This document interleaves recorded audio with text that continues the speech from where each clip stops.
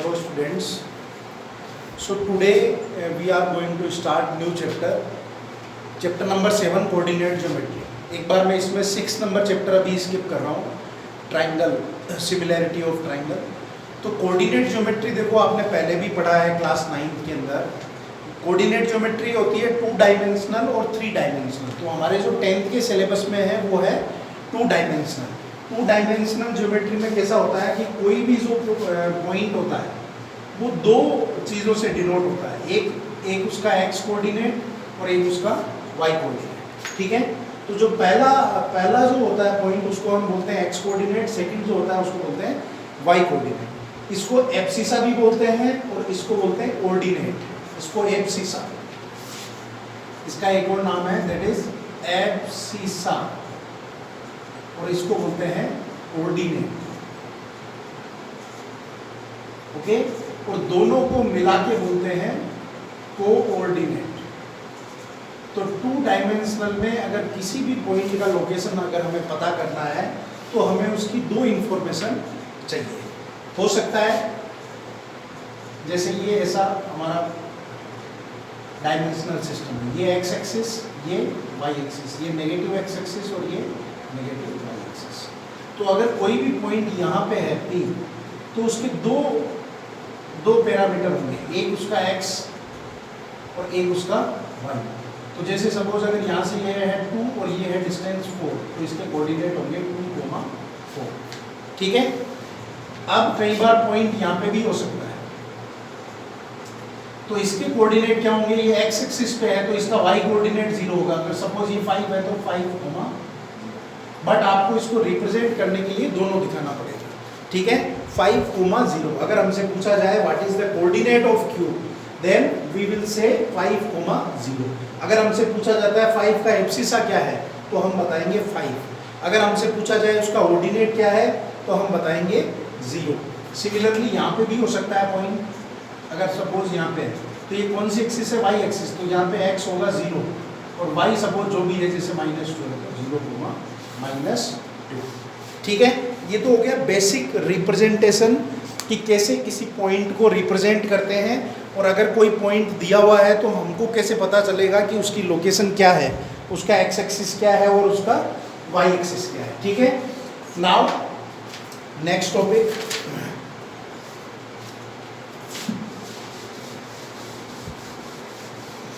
अब इसका जो टॉपिक स्टार्ट होता है वो है that is distance formula.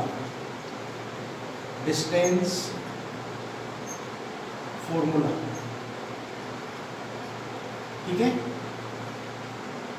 Distance formula क्या होता है कि सपोज अगर कोई भी 2 पॉइंट है, एक पॉइंट है P और एक पॉइंट है Q, और अगर हमें इन दोनों के कोऑर्डिनेट पता है, जैसे सपोज इसके कोऑर्डिनेट है x1, y1 और इसके कोऑर्डिनेट है x2, y2. ठीक है. If 2 points is given and we know the coordinates of both the point, then we can calculate distance between them. तो हम उन दोनों के बीच की डिस्टेंस निकाल सकते हैं. तो इन दोनों के बीच की डिस्टेंस निकालने का फॉर्मूला होगा दैट इज PQ, और PQ is equal to formula root x2 minus x1 whole square plus y2 minus y1 का ये फॉर्मूला. ठीक है. तो अगर कभी भी आपको 2 पॉइंट गिवन है और आपसे पूछता है कि इनके बीच की डिस्टेंस क्या होगी, then you have to directly put the formula. जैसे सपोज मैं आपको एक क्वेश्चन करके बताता हूँ. 2 पॉइंट है एग्जांपल, एक के कोऑर्डिनेट है 2, 3 और एक के कोऑर्डिनेट है 4, 1. That is point P and this is point Q. Okay. And we have to calculate distance between them. तो इन दोनों के बीच की डिस्टेंस क्या होगी, PQ is equal to root x2 minus x1. आप चाहो तो इसके नीचे लिख भी सकते हो अगर कंफ्यूज होता है आपको तो x2, y2. तो फॉर्मूला क्या है, x2 minus x1 that is 4 minus 2 whole square plus y2 minus y1 this is 1 minus 3 whole square. Okay. तो ये क्या हो गया, 4 माइनस 2 का स्क्वायर 4 प्लस 1 माइनस 3 माइनस 2 का स्क्वायर 4. तो दिस इज रूट 8. आप इसको आगे भी सोल्व कर सकते हो और यहाँ तक भी छोड़ सकते हो, दोनों ही कर सकते हो आप इसमें, बट इसकी डिस्टेंस जो है वो होगी √8 यूनिट। ओके, नाउ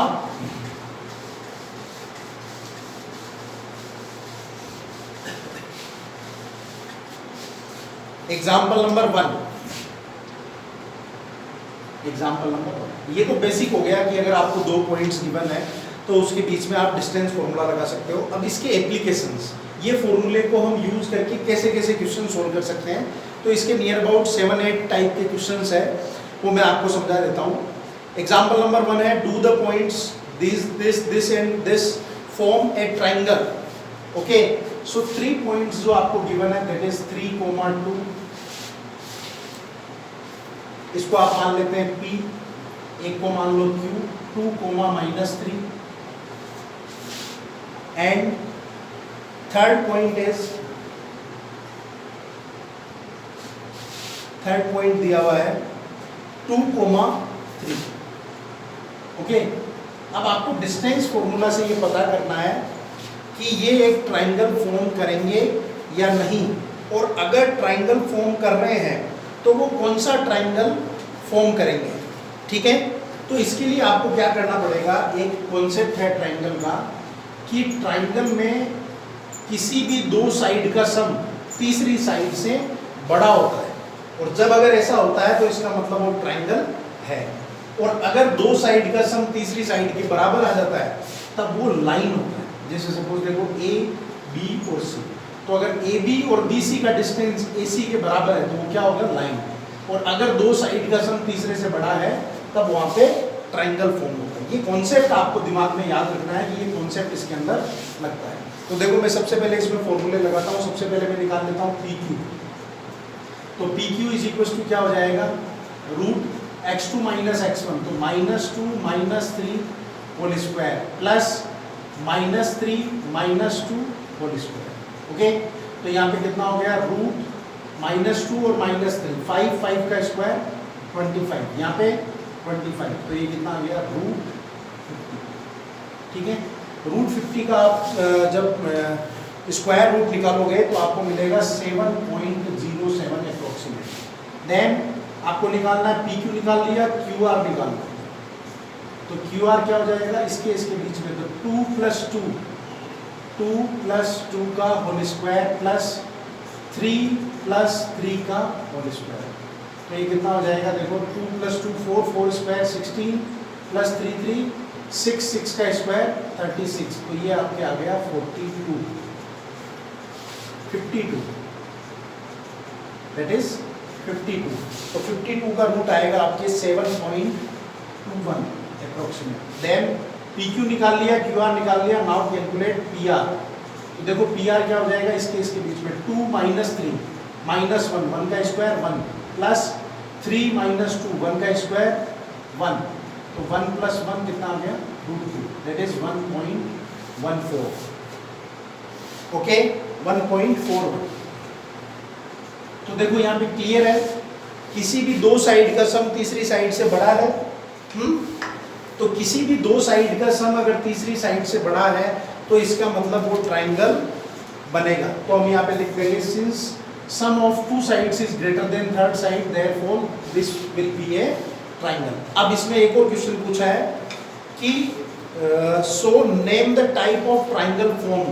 तो देखो यहाँ पे √50, √52 और ये है, तो PQ का स्क्वायर प्लस PR का स्क्वायर किसके बराबर है, QR के होल स्क्वायर के बराबर। देखो PQ का स्क्वायर, PQ कितना है, √50, तो कितना आ जाएगा 50, प्लस PR कितना है, √2, तो यहाँ पे कितना आ जाएगा 2, और QR कितना है, यहाँ पे आ गया 52, तो 52 इज इक्वल टू 52। तो ये पाइथागोरस थ्योरम को सेटिस्फाई कर रहा है।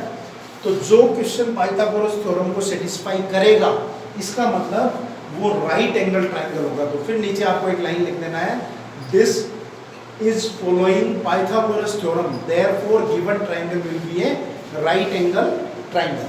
Okay, now example number 2.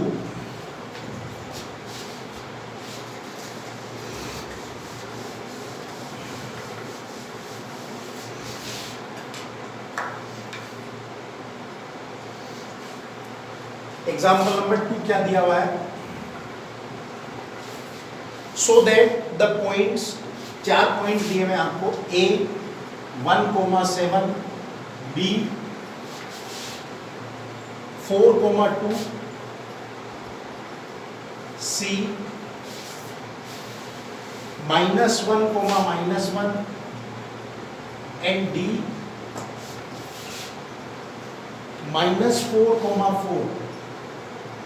Okay, ये 4 पॉइंट आपको दिए हुए हैं और हमसे पूछ रहा है स्क्वायर। ये सब के आपको कॉन्सेप्ट याद रखने हैं। जैसे ट्रायंगल का कॉन्सेप्ट आपको समझ में आ गया कि तीनों साइड निकालो, और अगर 2 साइड का सम तीसरे से ज्यादा है, इसका मतलब वो ट्रायंगल फॉर्म कर रहा है। वैसे ही स्क्वायर का कॉन्सेप्ट ये है कि अगर आपको प्रूफ करना है स्क्वायर है, तो उसके लिए आपको चारों साइड निकालनी पड़ेगी और वो चारों साइड इक्वल आनी चाहिए, ठीक है।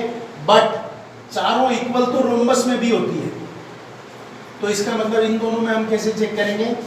चारों साइड अगर हम बराबर निकालते हैं तो वो स्क्वायर भी हो सकता है, रोम्बस भी हो सकता है। तो इसके लिए हमको इसमें डायगोनल भी निकालने पड़ते हैं। क्यों? क्योंकि स्क्वायर के जो डायगोनल होते हैं वो इक्वल होते हैं, but in the case of rectangle diagonals are not equal.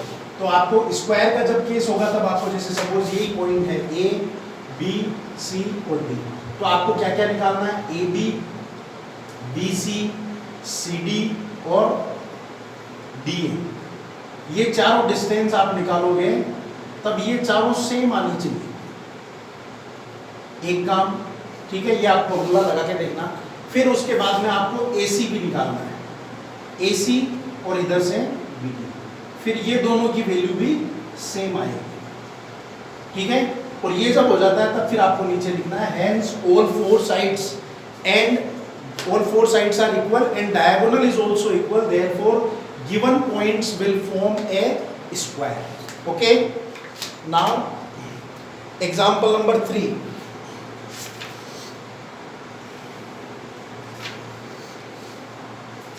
Example number 3 क्या दिया हुआ है?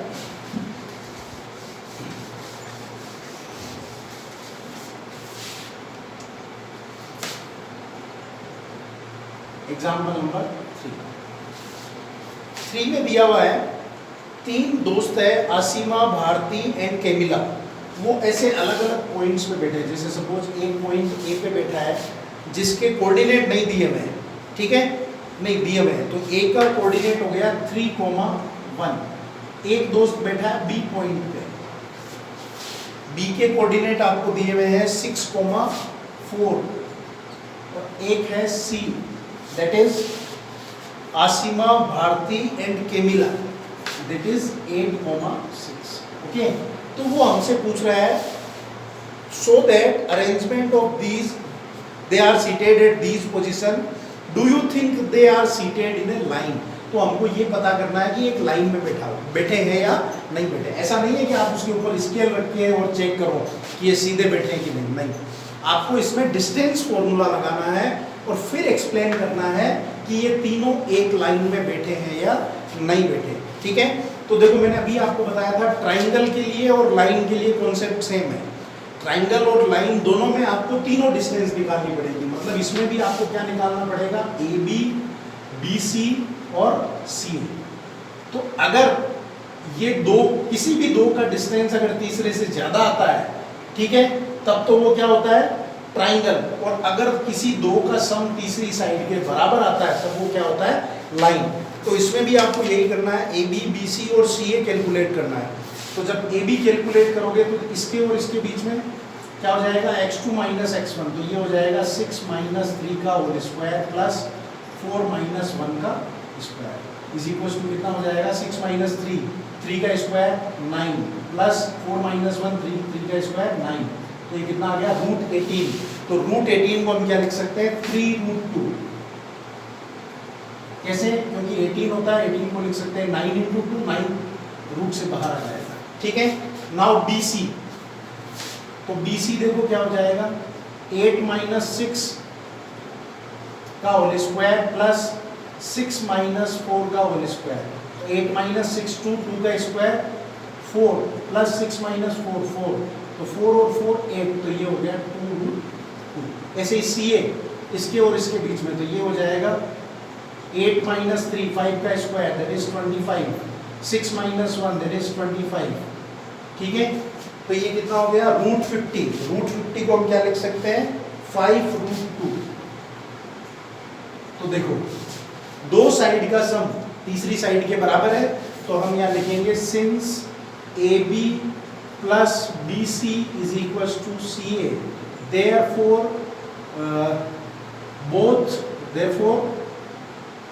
three trends कितने थे वो, therefore A, B and C are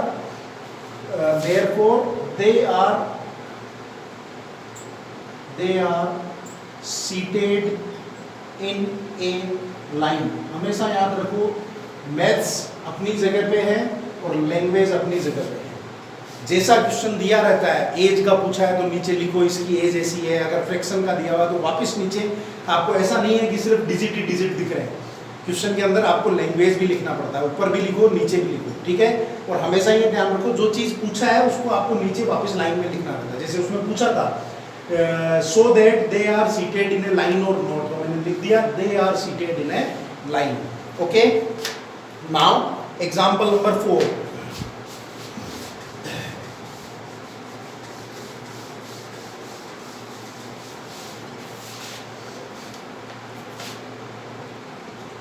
example number 4 क्या है, find a relation between x and y such that point x y is equidistance from the point. तो इसके लिए आप एक छोटा सा डायग्राम बना लो। ये एक कोई पॉइंट है P जिसके कोऑर्डिनेट दिए हुए x, y, ठीक है। इसके कोऑर्डिनेट फाइंड करना ही, सॉरी रिलेशन फाइंड करना है, जबकि x y is equidistance from, ये इक्विडिस्टेंस है Q और R, ये डिस्टेंस और ये डिस्टेंस दोनों बराबर है। Q के कोऑर्डिनेट आपको दिए 7,1, ठीक है, और R के कोऑर्डिनेट दिए हुए 3,5। ओके, P तो हमें अकॉर्डिंग टू क्वेश्चन क्या दिया हुआ है, अकॉर्डिंग टू क्वेश्चन दिया हुआ है PQ is equals to PR।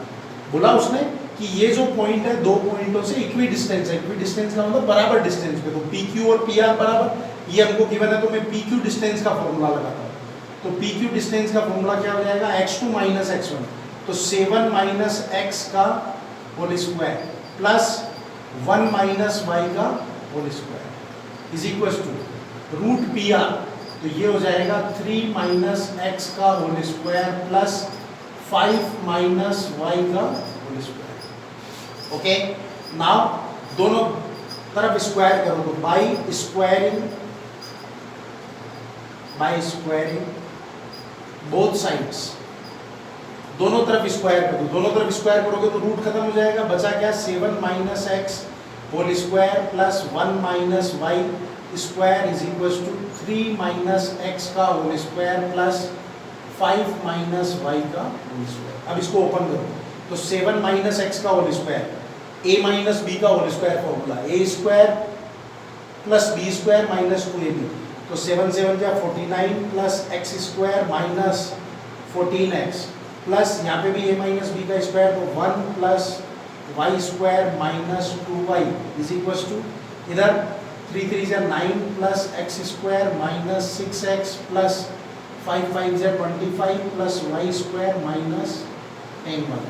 Okay, now X square और X square cancel, Y square और वाई स्क्वायर भी कैंसिल। तो देखो यहाँ पे माइनस 14x और ये है माइनस 6x, ये इधर आएगा तो कितना बचेगा माइनस 8x, तो इसका भी काम हो गया और इसका भी हो गया। देन y का माइनस 2y और यहाँ पे कितना माइनस 10y, ये इधर आएगा तो कितना हो जाएगा 8y इज इक्वल टू 49 और 1 कितना हो गया 50, तो ये उधर जाएगा तो कितना हो जाएगा माइनस 50, और यहाँ पे क्या क्या है 9 और 25, तो 25 और 9 कितना हो गया 34। ओके, तो minus 8x plus 8y is equal to कितना हो जाए 16, वो भी माइनस का, ठीक है। 8 सब में से कॉमन ले लो और माइनस भी कॉमन ले लो, तो ये हो जाएगा x minus y is equal to 2, x minus y is equal to 2। तो इसने हमको यही बोला था कि एक पॉइंट जो इक्वी डिस्टेंस है दो पॉइंट्स हैं, तो x और y में रिलेशन फाइंड करके बताओ। तो देखो ये रिलेशन आ गया, x minus y is equal to 2। Okay, ये डायग्राम भी आपको बनाना है और इस तरीके से इसको सोल्व करना है। Okay, now next example, example number 5।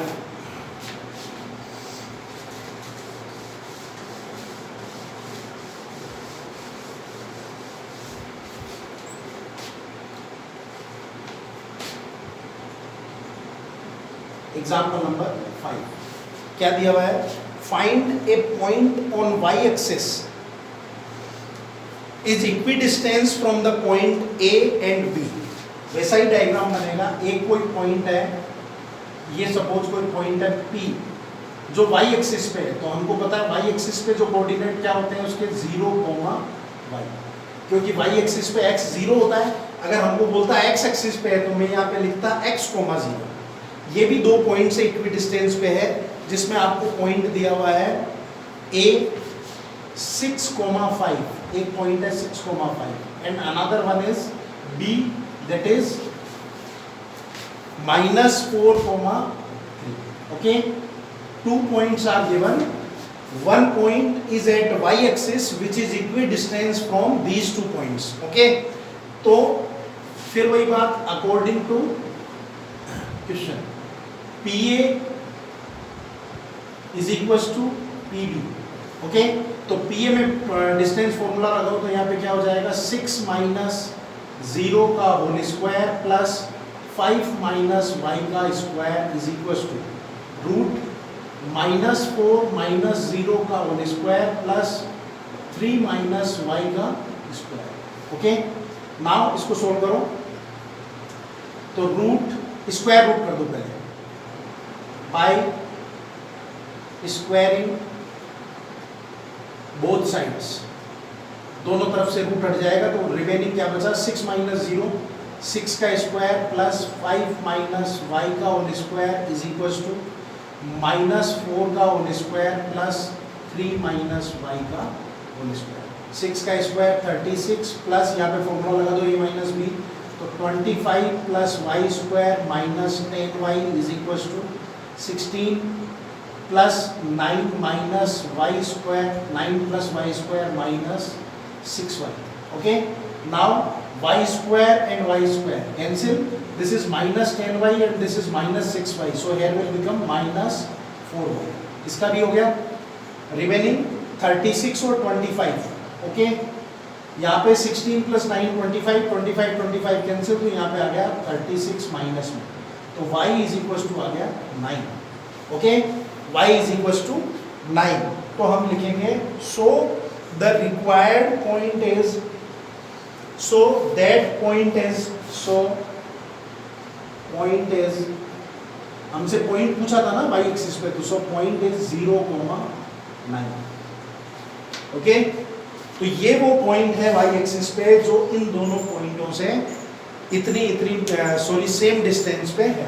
ऐसा ही सेम क्वेश्चन ऐसा भी आ सकता है कि one point is at x axis and equidistance from 2 given points, so find that point. तो उस केस में आपको यहाँ 0,y नहीं लेकर के क्या लेना है, x, 0। ठीक है, ये मैंने अभी आपको पहले एक कॉन्सेप्ट में भी समझाया था कि जो पॉइंट x एक्सिस पे होता है उसका कोऑर्डिनेट x, 0 और जो y पे होता है उसका कोऑर्डिनेट 0,y। ओके, तो ये मैंने जितने भी एग्जांपल्स थे वो कंप्लीट हो गए, मोस्टली जो कॉन्सेप्ट थे वो सब आ गए इसमें। इसके बेस पे आपको एक्सरसाइज 7.1 कंप्लीट करना है और एग्जांपल्स भी करने हैं। ओके।